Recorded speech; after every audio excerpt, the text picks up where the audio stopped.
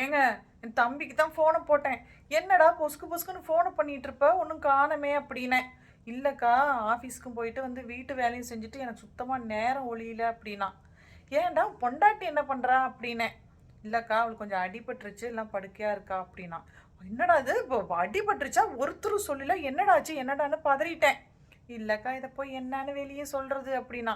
ஏய், அக்கா கிட்ட சொல்கிறக்கு என்னடா சொல்லு அப்படின்னதுக்கு, அது ஒன்றும் இல்லை, இந்த சாரி எக்ஸ்போன்னு போயிட்டு இருப்பாள்ல, அதே ஞாபகத்தில் இருந்திருப்பா போல இருக்கு.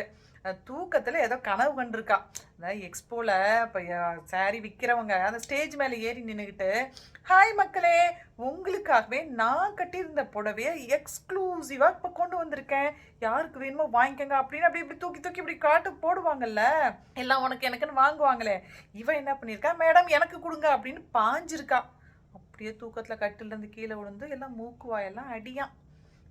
அடக்கொடுமையா, சரி விடுடா, ஏதோ நமக்கு கெட்ட நேரம் போல இருக்கு, சமாளிச்சுக்கடா தம்பினே. இல்லைக்கா, கெட்ட நேரத்துலையும் ஒரு நல்ல நேரம் தான். ஒரு 2-3 மாதத்துக்கு இவ சாரி எக்ஸ்போ பக்கமே போக மாட்டாக்கா அப்படின்னா சந்தோஷமா. நான் ஒருத்திங்க யதார்த்தமா, அடே எக்ஸ்போ போகாட்டி என்னடா, அவங்க தான் ஆன்லைன்லேயே சாரி லான்ச் பண்ணுவாங்களாடா என்ன சொன்னேங்க. ஒன்றும் பதில சொல்லலைங்க. தம்பி செத்த நேரம் விஸ்கு விஸ்குன்னு அழுகுற சத்தம் கேட்டுச்சு.